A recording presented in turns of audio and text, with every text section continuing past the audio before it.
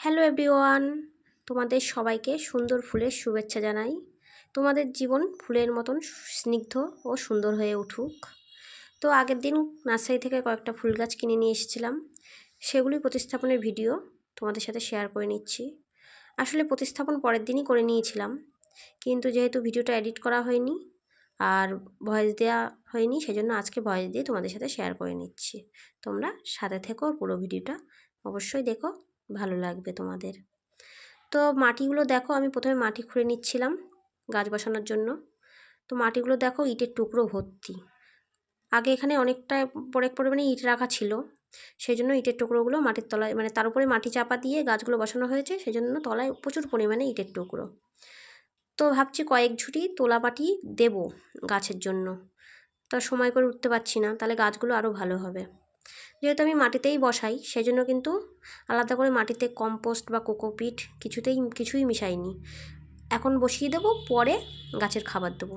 গাছগুলো কিন্তু তাতেই খুব ভালো হয়। তো এরপর একে একে কিন্তু গাছগুলো সব কেটে নিচ্ছিলাম, কেটে তারপরে বসিয়ে দেবো। আমার কিন্তু খুব ভালো লাগে একটু একটু করে, মানে ছোট থেকে গাছ বসিয়ে কত যত্ন করে তারপর গাছ যেন আস্তে আস্তে বাড়তে থাকে আর তাতে ফুল বা ফল ফোটে, তখন যে কি ভীষণ পরিমাণে আনন্দ হয়, তা একমাত্র আমার মতন গাছপ্রেমীরাই বুঝবে। তো গাছের পরে বসিয়ে নিলাম, আর এইদিকে দেখো পাপানের অবস্থা, গাছের ফুলগুলো ছিঁড়ে ও খেলা করছে। যদিও আমার গাছের ফুল ছিঁড়লে রাগ হয়, কিন্তু ওকে তো কিছু বলতে পারছি না আমি। তো বাটি দিয়েছি, দুটো ফুল নিয়ে খেলা করছে, না হলে সব ছিঁড়ে ফেলবে। আর জানো তো বন্ধুরা, আমার ছাদের উপর কতগুলো গাছ ছিল, কিন্তু আমার বরমশাইয়ের মানে পছন্দ না ছাদের উপর গাছ করা। মানে ওকে আসলে কেউ বুঝিয়েছে যে ছাদে টবের জল পড়ে ড্যাম পড়তে পারে, ছাদের ক্ষতি হতে পারে, সেই জন্য ঠিক ব্যাপারটা পছন্দ নয়। আর জলের ব্যবস্থাও এখানে মোটামুটি আমার বাড়িতে মানে সুবিধে না, তেমন ভালো নেই, মানে মোটর নেই যেহেতু। তো পরে জলের ব্যবস্থা করে আর বড়মশাইকে বুঝিয়ে সুঝিয়ে ভবিষ্যতে ছাদ বাগান করার ইচ্ছে আছে, দেখি তখন কত দূর কী হয়।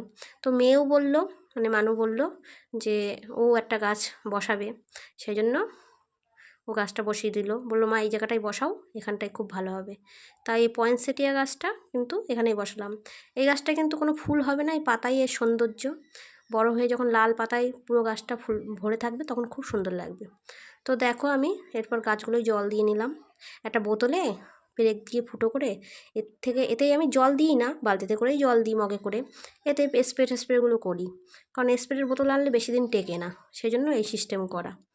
তো আমার ভিডিওটি তোমাদের কেমন লাগলো জানিও, আর সবাই খুব ভালো থাকো, আর বেশি বেশি করে গাছ লাগাও, তাতে খুব ভালো হবে।